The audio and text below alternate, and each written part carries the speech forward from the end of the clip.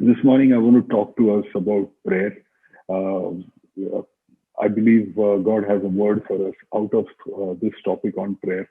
But before we go there, I want us to just turn our Bibles to the book of Revelation. I want to just share something very, very simple with you, and then we'll see how much time we have, and then we'll go into the study on prayer also.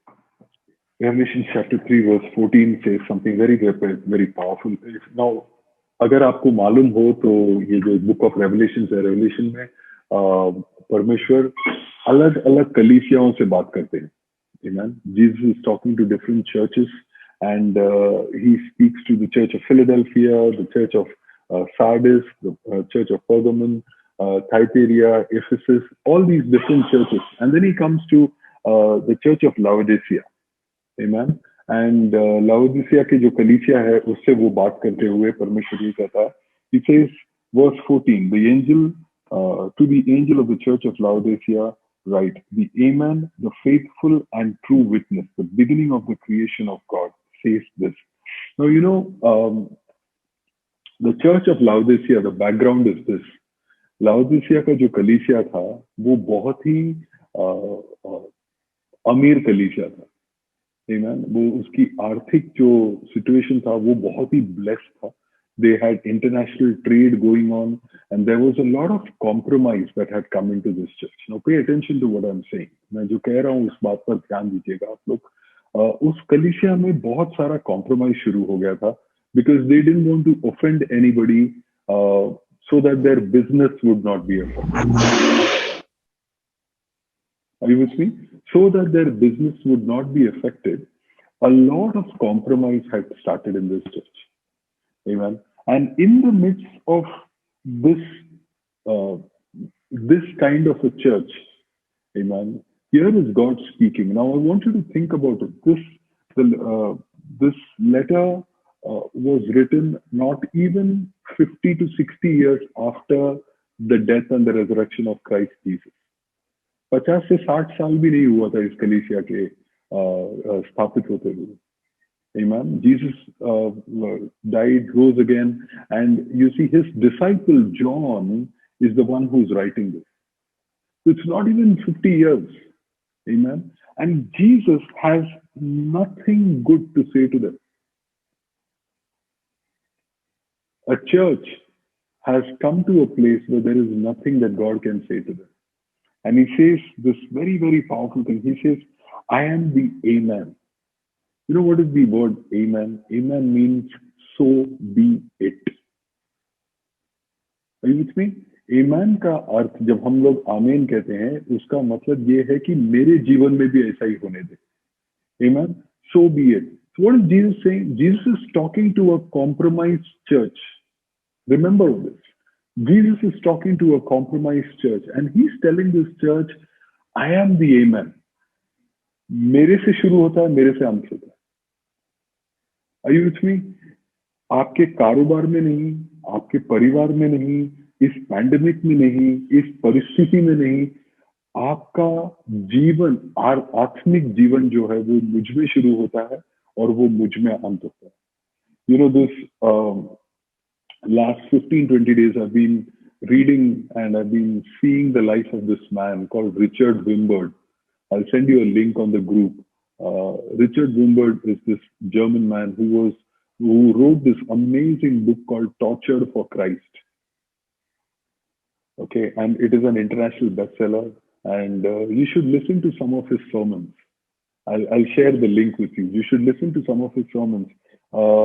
He was basically tortured to the point that he doesn't wear shoes now because his feet has been so damaged.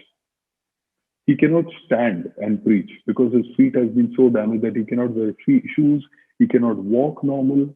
You know how they used to torture him? They used to reflect light from a mirror into his eyes, and he was not allowed to blink. If he blinked, they would torture him. All his companions who were in the prison with him died. He was the only man who was left alive. And he says that for more than a year, they have not seen sunlight, They have not seen color. Their walls were gray. The uniform of the jailers was gray, so that they would not see color. They would get one piece of bread for a whole week. Are you with me? I'm not trying to mess your head up. Amen. I'm just trying to tell you that there is a walk with God that you and I are called to, beloved. You see, this morning, I have another word for you. I want to share something else with you. But, I'm so heavy on this topic. The other day, I was sleeping, and in my sleep, the Lord whispered this word to me called complacence. Where we become so comfortable with our Christianity. We become so taking it for granted that we are Christians. That we think that, there is, I've got it all. God has blessed me. I have a beautiful marriage. I have, amazing children. My work is okay, or my work is not okay. You see, Satan's perfect plan is this. He will either trouble you to such an extent that you will lose faith in God, or he will put you in the armchair of comfort. But both ways, if you forget to worship God, whether you are on a mountaintop or whether you're in the valley, can I tell you, we are nothing short of this church, this Laodicean church. Are you with me? The Apostle Paul says something so beautiful. He says, one thing I have done, decided. Forgetting everything in the past, I press on. Are you with me? मेरा success, मेरा failure, सब कुछ मैं पीछे छोड़ता हूँ. Are you with me? I can sit back and I can say, hey, wow, beautiful. हम लोग ने ओपन हेवंस किया एज अ चर्च, हम लोग ने सैचुरेट किया, हम लोग ने इस सिटी को ब्लेस किया, अलग अलग लोगों को ब्लेस किया. Therefore, now we've done it. Or like the Apostle Paul, we can say, I press on. Amen. I press on to the mark, to the call that God has placed over my life. Because, beloved, unless we achieve that full call, unless we achieve everything that God has for us, beloved, can I tell you this? We have fallen short. We are not successful Christians if we have not achieved everything that God wants. Sure, you will go to heaven. No doubt about it, you will go to heaven. The day you accept Jesus as your Lord and your Savior, you will go to heaven. And some of us may be settled in that comfort कि मर के मैं heaven चले जाऊंगा. But there is a heaven on earth, beloved.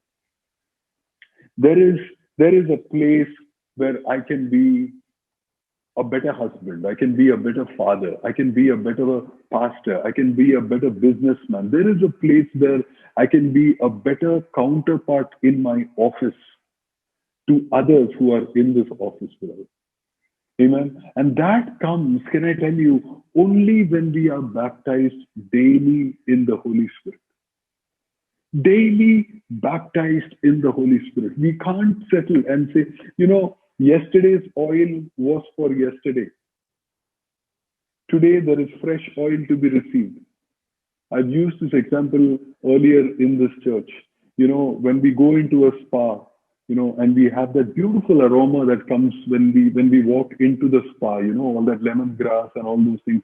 They put this little candle and they burn in a big bowl. They'll put a few drops of water, a few drops of oil, and they'll light that candle. And as that candle burns, there's an aroma that comes. The Bible says we are the aroma of Christ. Hallelujah. We are called the aroma of Christ. 2 Corinthians chapter 4. And we are meant to spread out that aroma of Christ everywhere that we go. Whatever we do in our business and in our offices, in our marriage, with our children, we are meant to reflect Christ Jesus. When we come to this place where we are not filled with the Holy Spirit every day, amen, just like that spa, where they change the water every day. Amen. we are meant to be filled every day. You know what happens in that spa if you don't change the water the next day? Flies that are hovering around will fall into it. And what was supposed to be beautiful and what was supposed to give out beautiful aroma will now start stinking. Because now, instead of lemongrass, you will be smelling, those flies that are lying dead in that same water. Amen. And it's a repulsive sight. Amen. So we are called to be people who will every morning encourage each other. We are called every morning to sit in the presence of God and cry out before God and say, Lord, I want to be filled with the Holy Spirit. Baptize me in the Holy Spirit. How do you think this man, I was talking about Richard Wurmberg, how do you think a man like Richard Wurmberg could continue for more than a year in a prison where they were pulling out his nails, where they were, giving him one piece of bread for a whole week, where there was no sound of children, no sunrise, no sunset, no rain, no water, nothing. How do you continue worshiping Jesus in a place like that? We are complaining about, worship is boring on Zoom. I mean, think about what we are talking about, beloved. Think about the luxury that we have. When we compare ourselves to what these men in the past have endured as believers, just for their faith, the challenges that they have endured. Can I tell you, what we face today is nothing more than a mosquito bite. Nothing more than a mosquito bite. And sure, it is disturbing to have a mosquito bite, but it is nothing compared to, your nails being pulled out and, needles being put on your eyelashes and between your eyes so that, you don't close your eyes or you don't blink. I mean, you must read these lives to know what comfort God has given us. And so let me continue. Let me read this to you. He says, I am the Amen, the faithful and the true witness. Are you with me? Jesus is talking. And Jesus, the one thing that I love about Jesus is that he never calls us to do anything that he has not done. On his life, when he was on this earth, whatever he did is what he calls us to do. And that's why he says, if anyone wants to follow me, pick up his cross, which is like in today's day and age, the hangman's noose or the electric chair. Just pick up your cross and follow me. Don't just walk on a path where you don't see my footprints. Every step that God calls you and me to take, beloved, if we look, we will find the footprints of Jesus. I really hope, I really hope we get this. I'm speaking today with a very, very heavy heart. That we would understand what it means to be a witness. Jesus said in the book of Acts, let me show you that. Right at the start, chapter 1, verse 8. Acts, turn with me to 1:8. Jesus says, but you will receive power when the Holy Spirit has come upon you, and you will be my witnesses. Hallelujah. How do I become a witness of Christ Jesus? I become, chapter 1, verse 8, Acts. Amen. How do I become a witness? I become a witness of Christ Jesus when I have received power. जब मैंने परमेश्वर का सामर्थ अपने जीवन में लिया है, तब जब वो सामर्थ मुझ में आता है, वो पवित्र आत्मा का सामर्थ, तब मैं एक विटनेस बनता हूं. That is when I can become a witness for Christ Jesus. Hallelujah. You see, beloved, our problem is that we try to do this in our own strength. हमारा problem जो है, हमारा जो तकलीफ जो है, वो ये है कि हम मसीही जीवन अपने सामर्थ्य में जीने की कोशिश करते हैं. आज के बाद मैं ये कभी नहीं करूंगा, आज के बाद मैं दारू नहीं पीऊंगा, सिगरेट नहीं पीऊंगा, मैं इस वेबसाइट पे नहीं जाऊंगा, मैं वो नहीं करूंगा, ऐसा नहीं करूंगा. हमारे सामर्थ्य में ये काबिल नहीं, ये मुमकिन नहीं है. This is not possible in our own strength. How is it possible? It is only possible when the Holy Spirit comes upon you. The same disciples who were afraid of Jesus and who were running here and there when Jesus was being arrested. Amen. The same disciples who were locked up in a room when Jesus was raised again. Amen. Jesus walked in and said, "Peace be unto you. Don't be afraid. Peace be unto you." Receive the Holy Spirit. 1 week later, Jesus goes back there. He says, "Peace be unto you. Receive the Holy Spirit." Amen. That is, the Holy Spirit is given to them. But there is a full infilling of the Holy Spirit that came in Acts chapter 1, verse 8. And what was the result of that? These people got together, they were fused together, and they became like this one iron rod. Amen. This one powerful thing called the church, baptized, empowered in the Holy Spirit.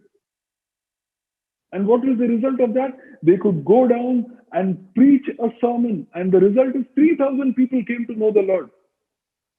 The same people who ran away, the same people who were afraid and locked up in a room, the Holy Spirit steps into their life. And the same people can go down the marketplace. The marketplace, beloved, think about what I'm saying. You are thinking about some 100 cops, and here you've gone out into the marketplace and you are preaching the gospel, empowered by the Holy Spirit. You know, the Holy Spirit came in the form of tongues and sat upon them. What is the meaning of the tongues coming and sitting upon them? It was their tongues were empowered. They were blessed. They were given the boldness that comes for them to become true witnesses. I'm encouraging you today. मैं आपको आज इस बात पे आपको उत्साहित करना चाहता हूँ कि आप प्रार्थना करें हर दिन. आपके बाइबल में ये लिख के रखो. आप जहां पर प्रेयर पॉइंट्स लिख के रखते हो वहां पर आप लिख के रखो, परमेश्वर मुझे एम्पावर करो, मुझे ये सामर्थ दो कि परमेश्वर मैं आज से आपके लिए एक विटनेस बन सकूं. मैं आज से आपके लिए जैसा यीशु मसीह आपके लिए एक विटनेस था. See, Jesus never spoke about himself. He was not bragging about himself. Jesus revealed the Father. The one thing that Jesus did when he came here on this earth was he revealed the Father to the people. Hallelujah. And that is what you and I are called to do. We are called to reveal the Father, beloved. Amen. And that has to be our passion. Lord, how many souls am I taking when I come to meet you? How many souls are in my account when I come to meet you? I really want you to think about it. मैं आपसे आज ये पूछ रहा हूँ, आप अपने आप के बारे में सोचिए. आपके जीवन में क्या चीज अहमियत लेता है? Is it your career? You are wrong. Is it your marriage? You are wrong. Is it your children? You are wrong. How many souls are you winning for Jesus? कितने आत्माओं को आप जीत रहे हो परमेश्वर के लिए? Jesus could have settled with that carpentry business. He could have settled with that, I have to take care of my mother. She's a widow. I have sisters and brothers that I have to take care of. I have to take care of, all these family challenges that I have. Once I settle my sisters, once I settle my mother, then I'll think about ministry. No. He gave up his career. He gave up his carpentry and he went out there because God called him. And what was he doing? He was sharing and revealing the Father to them. Beloved, I'm encouraging you today. You see, this word that God laid on my heart 3-4 days ago, complacency. I was sleeping in the night and he dropped this word into my spirit, complacency. That we can become complacent. And look what he says to them, to this church. Revelation chapter 3, verse 14. He says, Amen, the faithful and true witness, the beginning of the creation of God, says this, I know your deeds. मुझे तेरे सारे कार्यक्रम मुझे मालूम है. I know your works. I know your deeds. तू क्या करता है मुझे मालूम है. Okay? And he says they are neither cold nor hot. I wish they were cold or hot.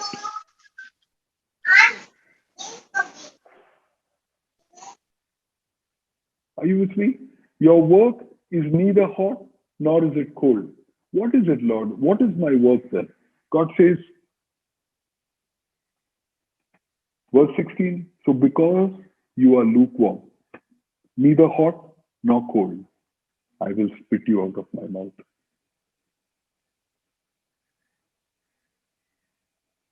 जो कि तू ना ही परमेश्वर के लिए गर्म है, ना ही तू इतना ठंडा है कि तू संसार की तरह चल रहा है। परमेश्वर कहता है मैं बस कर दूंगा। अरे वो यीशु मसीह है, वो आपको माफ कर देगा, वो ये करेगा, वो करेगा। Listen, this is what he is saying, I will spit you out of my mouth. You are neither hot nor are you cold. And I want to tell you this, beloved. We'll look at the further couple of verses. I want to show you something out there. I want you to understand this, beloved, that this is where God sees 90% of the so-called Christians of today. You are neither hot nor are you cold. And I'm praying and I'm praying and I'm praying that this church will not be found lukewarm by our Father. I'm praying that God, when He looks at the people in this church from above, He does not see lukewarm Christians just trying to live Christianity. Just Christians because their surnames are DeCosta, DeMellos, and D'Souza's. No. That they are passionately pursuing Christ. God, what do you have for me today? Not what I did yesterday, beloved. God, what do you have for me today? आज क्या करना है? प्रभु मुझे बता, आज मुझे क्या करना है?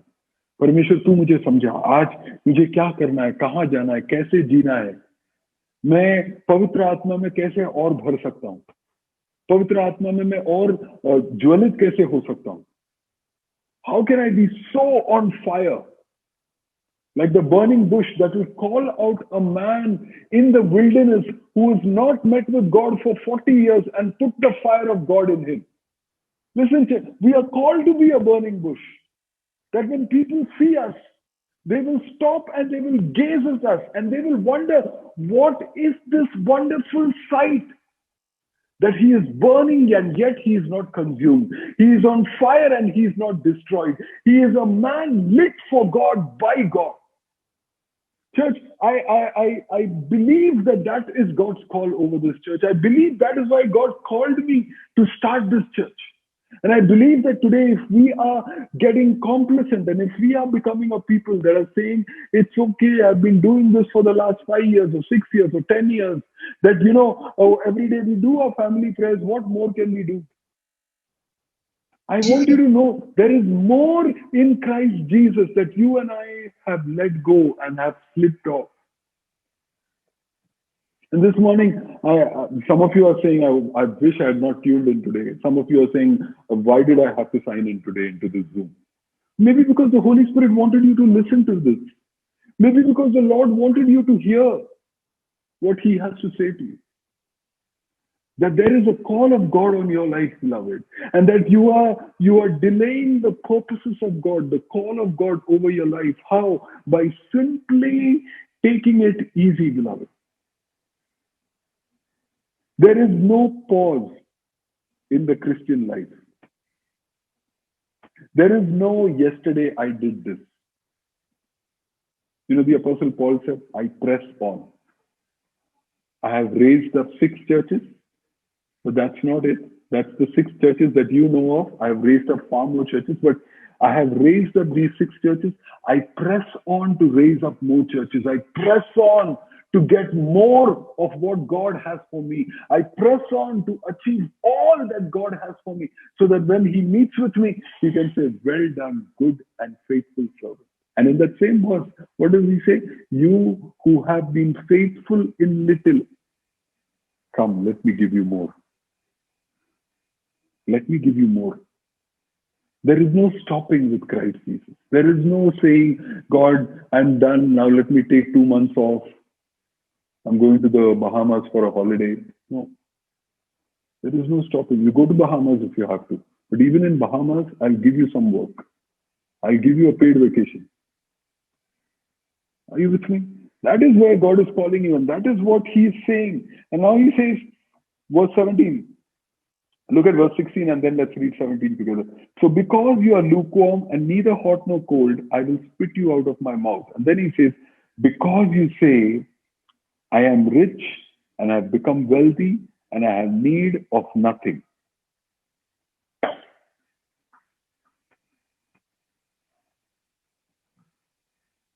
Did you see that? This is what he says. Because you say, I am rich and I have become wealthy and I have need for nothing. And this is what I want to tell you. I want to show you. You know what is rich? Rich is not wealth in terms of money. Rich is when we can go on with life without the power of the Holy Spirit. This is what God is saying. You have become lukewarm. How? You are still going to church. You're still reading your Bible. You're still saying your daily prayers. But this is what God is saying. Remember one thing. He's speaking to a church. He's speaking to church members. And this is what he's saying. Because you say, I am rich and I have become wealthy and I have need for nothing.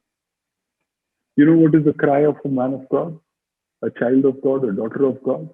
The cry of a child of God is, Father, fill me with your Holy Spirit. I have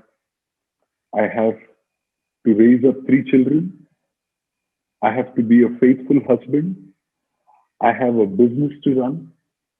I have a church to take care of. I have a congregation that I have to speak to. I have to counsel youngsters. I have a call of God on my life. I cannot do it if you don't empower me. This is the cry of a man of God. I don't know how to raise up my children. I need you, Holy Spirit. I don't know how to be a husband. I need you, Holy Spirit. And beloved, it is easy for somebody who has been a husband for 10 years to continue to be a husband. But you know, the first thing that will go out is the sweet aroma of the presence of Jesus from that marriage. It's easy to be a father. If you've raised up one, you know how to raise the second and the third. Can I tell you this?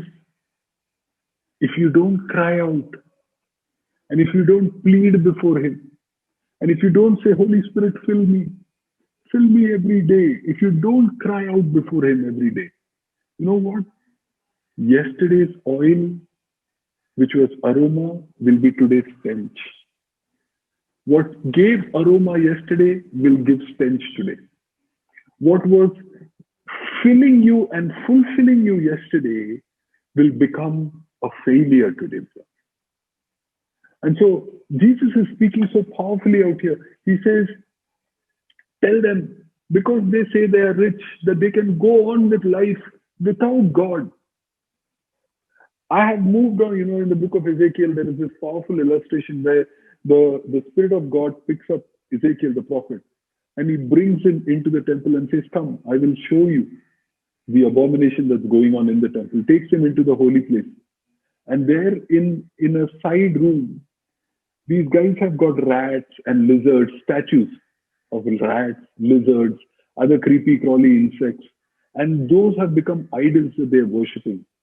And in the book of Ezekiel, he says that, and the Spirit speaks to Ezekiel and says, Ezekiel, son of man, look at the abomination that my people are committing. And then God shows him a vision where the Spirit lifts up from the church, beloved. Lifts up from the church. These guys are still praying. They don't know the Spirit has left. The Spirit moves out of the holy place and comes and stands at the threshold of the church, where the common man walks in. These guys are still praying. They don't know the Spirit has left. The Spirit of God moves, goes up on a mountain, and is standing there. Why? Because it's my Jerusalem. It's my people. It's Israel. God loves them. So the Spirit of God is waiting on a mountaintop saying, they realize that I'm not there. They start crying and I'll come back. No. They don't realize. Why? Complacency, beloved. They've taken God for granted. And the Bible says, and the Spirit of God moves away. moves away. We can sit comfortably and we can say, oh, gentle Jesus, loving Jesus, tender Jesus, kind-hearted Jesus. We can, every 25th of December, we can make that crib and put it there and put baby Jesus out there. Amen. And Satan is very happy showing you that baby Jesus, because he's a very weak Jesus. He's a very, incompetent Jesus. That baby Jesus grew up. That baby Jesus grew up, hung on the cross naked, and then he destroyed death. And he raised himself up by the power of the Spirit of God. And that Spirit has been given to you and to me, beloved. That Spirit. What are we doing? We're taking him for granted. We're taking him for granted.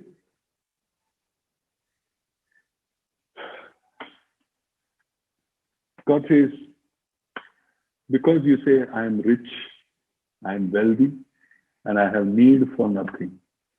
The greatest need in our life, Holy Spirit. The greatest need in our life, the Holy Spirit.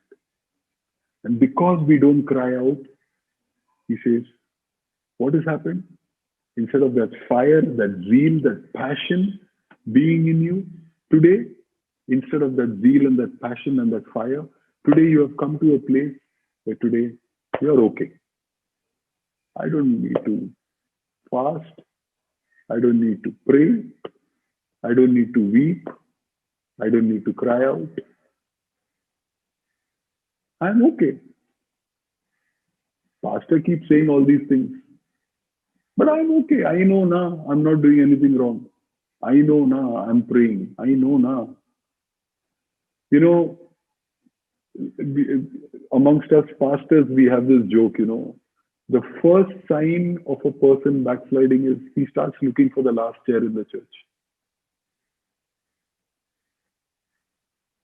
Like the backbenchers in college, the first sign is they start looking for the backside of the church. Why? जल्दी निकल सकता है. नहीं pastor मेरा call आने वाला है. जैसे ही चर्च खत्म होगा ना मेरा कॉल आने वाला है. And what do? We start doing moonwalk like Michael Jackson. Now we are backsliding. And pastor is trying to catch you, front sliding. The Holy Spirit is trying to catch you. No, a rich young ruler came to Jesus and said, what should I do to achieve eternal life? Jesus said, you know the rules. He said, I've done all these things. And yet one thing I lack. And yet I lack. I feel this empty void in me. I feel this khalipan in me. I don't feel like, I'm still accomplished. Tell me, Jesus, what am I falling short of? Where am I going short? What is it that I have been not able to live this Christian life? Why am I going wrong? And he says, one thing you lack. Go sell all that you have. Give it to the poor. Come and follow me if you will find the door. What is he saying? Go sell all that you have. Is he saying that, Subi, you should not have a house, you should not have a car, you should not have... No. What is he saying? He's saying your life should be such that you will be so dependent on the Holy Spirit. That for everything, you're going on asking God. That is the life that is filled with the Holy Spirit. Constantly in need, constantly. Jesus prayed every night. Have you ever thought about it? He's God. He knows everything from the beginning to the end. He knows everything. But he would wait to hear from the Father. And that was his exhibition of his poverty, saying, I need to hear my Father speak. I need to hear my Father speak. I mean, on that cross, you see, when he hung on the cross and for the first time, he called out to God as God instead of calling him my Father. That was the only time he called the Father as God. And he said, Eli, Eli, lama sabachthani, my God, why have you forsaken me? Can you imagine that his sensitivity with God was at such a level that for that moment when all the sins of the world, past, present, future, was taken upon Jesus, in that instant he knew, my God, he's God the Father.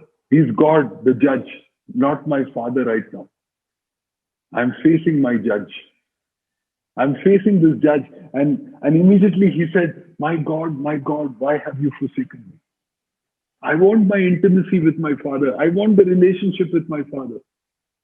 I want to come back to that place where I will be intimate with my Father. And so I'm going to quickly share another 5 minutes and then we'll pray. You see, beloved, we must come to that place of dependence. I'm saying this to all of you. You see, as a pastor, you know, for me, I can continue with this, you know, Sunday after Sunday, we can do Zoom and we can, you know, believe that everything is okay and just go on with life, you know. And all of us can feel like, you know, Dimkostas and Dimal, you know, satisfied Christians. But I want to see all of us on the other side. When we go into heaven on that day of judgment, when we are standing there, I want us to be qualified as TOP. That, you know, when you come and stand there and you say, I was from TOP, the Lord will say, TOP is ko andar le lo. I don't need to check their life. I don't need to know how or what or anything. I know these guys were on fire. I know these guys were passionate. I know these guys were running after me like mad, crazy lovers of mine. Not, you know, Pastor, I couldn't come to church. Pastor, we haven't been joining. We haven't been logging in because, Pastor, so many problems, so many challenges, Pastor. Either it is problems or it is luxury. Both ways he'll get you. So what are you going to do? How are we going to face it? Either ways we worship him. Either ways we call upon him. I'm encouraging you. I'm motivating you that we would be a people that would, you know, just come before him, cry out before him and say, Lord, I'm not satisfied, Lord. I need more of you. I need an infilling of the Holy Spirit today. I want to be baptized in the Holy Spirit today. Goes on to say, he says, verse 18, I advise you to buy from me gold refined by fire so that you may become rich. What is that gold? Refined by fire. Everything that you have, he's saying, sell. And the wealth used to buy that refined gold. You know that parable where Jesus speaks about, for the kingdom of God is like a man who finds a pearl of great price hidden in a field. And he sells everything that he has and he buys that field. Are you with me? Do you remember that parable? What is he talking about? He's telling us that this kingdom of God is worth everything else in our life. It's worth more than our marriage. It's worth more than our reputation.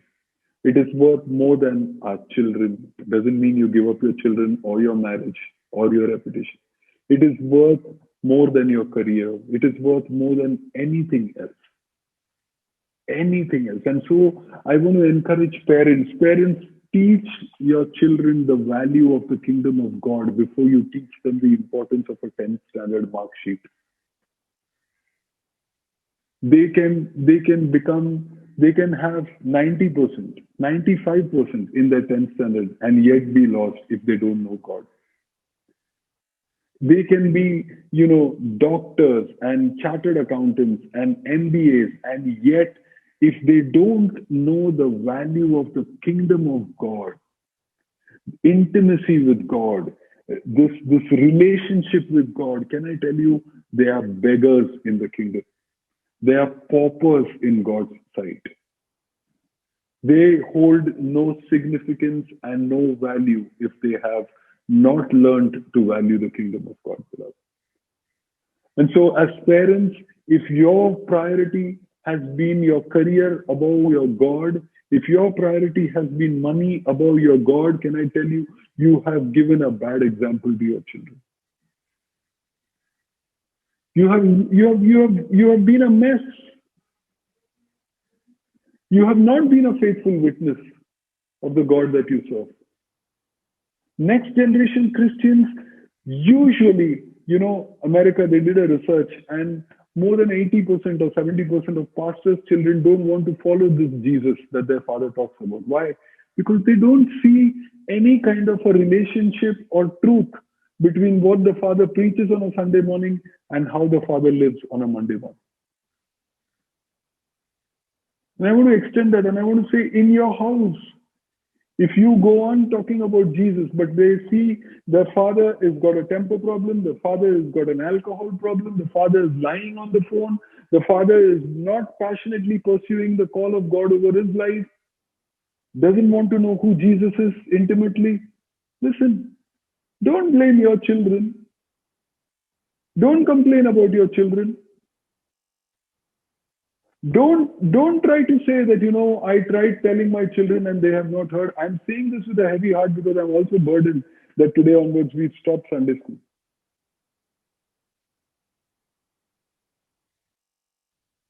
It is, if we are not going to be passionate, and it is such a heavy burden for me, church. If we as parents are not going to be passionate about this Jesus, beloved, I fail to recognize why our children should be passionate. If the language in your house is not about the Holy Spirit and Jesus Christ and the miracles that God can do in your life, how can you expect your children to believe and have faith that God can do it? Because there are many other voices that are whispering around their ears other than yours, if you don't know. Today, maybe you are the only voice because your child is only 6 years, 7 years, 8 years old. But listen, there comes a time when they go beyond the house, where they go beyond the boundaries of your walls, and there are voices that are waiting to whisper, saying that this Jesus is not the only answer. Are you with me? That is when they have to be able to stand up and say, no, my dada strongest. Are you with me? My God is the real God. My father taught me that this God is the real God, and I believe in my father. And so I want to encourage you. So he says, verse 18, I advise you to buy from me gold refined by fire so that you become rich, and white garments so that you may clothe yourself holiness. He's saying that, give up everything and buy this gold. What is this gold? This gold is intimacy with the Holy Spirit. Let us be a people that will put everything secondary, church, and passionately buy this gold from him. Live a lifestyle of holiness, white clothes, lifestyle of holiness, saying, Lord Jesus, just you, just you, just you. And when we become those people, verse 19 says, those whom I love, I reprove and discipline. Therefore be zealous and repent. I love this verse. 2 more verses and we'll stop. Just another 5-10 minutes max. See the next verse. He says, behold, I stand at the door and knock. If anyone hears my voice and opens the door, I will come into him and I will dine with him and he with me. Do you see that verse? How does God knock? Have you heard God knocking on your heart? You know how God knocks? You know the audible voice of that knock? That audible voice of that knock is verse 19, where he says, those whom I love, I will reprove and discipline. That is the knocking of God, the tugging of God on your heart saying, son, there is something wrong. Daughter, there is something wrong. And I want you to stop. I want you to pause. I want you to take a check on your life. So sometimes it is health. I have a pastor friend of mine, I won't take his name because what I'm going to say is a little scandalous, who met with a church congregation of his, and he saw a person sitting there in his church who had not come to church for the last year and a half. He had a very, very successful business, had suddenly, this amazing turn of events and had made a lot of money in about a year and a half. And he said, I haven't been seeing you in church. What's happening? Pastor, I've been very busy. What to do, Pastor? Don't get any time. And all of that. And the pastor said, awesome. Then maybe I'll start praying from tonight onwards that God gives you some kind of a health problem so that you will pause and you will come and sit in his presence. No, Pastor. What are you saying? You know what happened? A week later, his son met with an accident. And it's a true story. It's not a joke. And the pastor didn't pray. I'll clarify that also. But a week later, his son met with an accident. And this man, who had no time for God and no time to go into the hospital, was now sitting in the hospital with his son for one whole week, 24/7. The pastor paid a visit. And the pastor said lovingly to him, sometimes when we don't have time, God has to slow us down. God has to slow us down. And so God is saying out here, I stand at the door and I knock. Sometimes we've given every area of our life to God. Hear me today, church. Please hear me. I'm not here to condemn you. I'm here to motivate you. I'm here to encourage you. I'm saying this with a heavy burden today. I'm saying this with a lot of love today to you. I want you to grow in the Lord. And that's why I'm talking this kind of a message today. Sometimes we give every area of our life except that one area. You know how we go into a house and there are different rooms. So there is the hall room, there is the study room, there is the bedroom, there is the kitchen. We've given God the hall room, we've given him the bedroom, we've given him the kitchen, but we've kept the door to the study room locked. And God says, Subhi, give me your study room. Subhi, give me a study room. Subhi, give me a study room.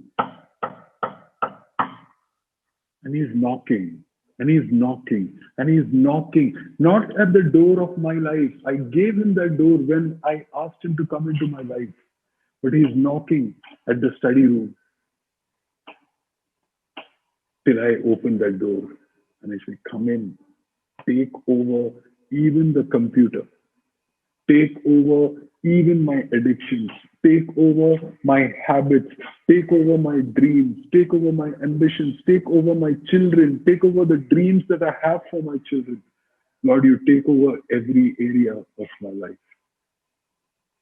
And then he says, and this is his promise, he says, when you open doors to all areas of your life, beloved, here's his promise. He says, he who overcomes, I will grant him to sit down with me on my throne.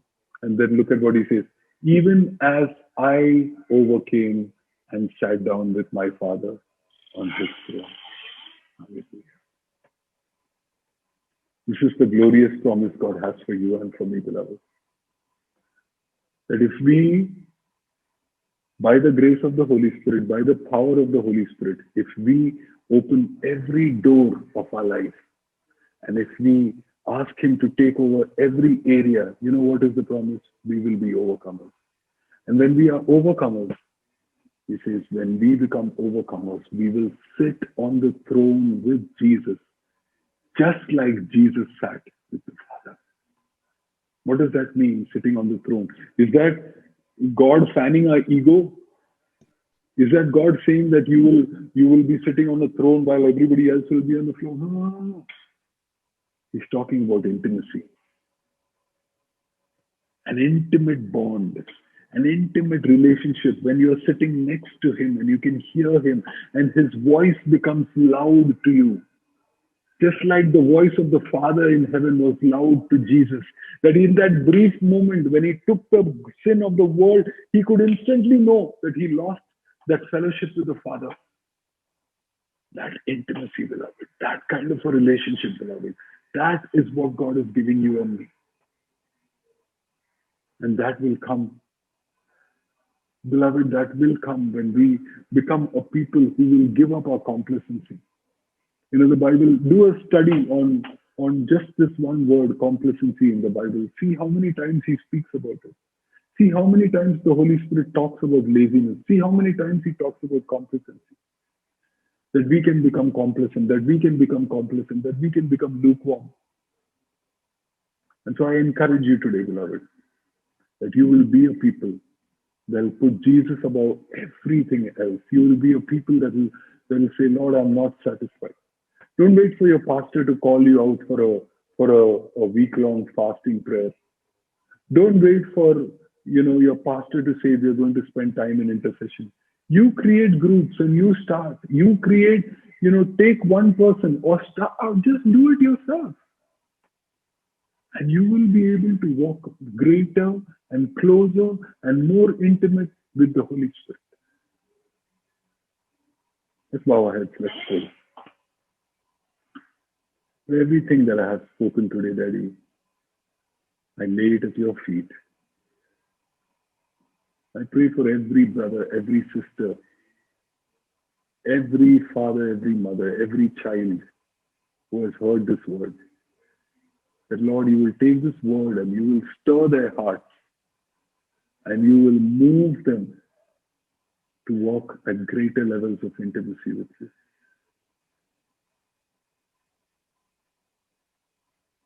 Take over, Holy Spirit. Take over. I bless you today, Lord. Thank you for this time, for this fellowship, for each one of the people that have been able to join in. Bless them. Touch their hearts. Lord, I pray, relight the fire. Lord, if it's a fire that is flickering, ignite it even more. If it's a fire that is dead, I pray, relight that fire. If it's a fire that is burning, I pray for more. Pray for more. I pray for more. I pray, consume them, Lord. Lord, your word says, for our God is a consuming fire. Everything that is fleshly, everything that is worldly, consume it, Holy Spirit. Give you glory, honor, and praise. In Jesus' name. Amen and amen. God bless you all. Have a wonderful week ahead.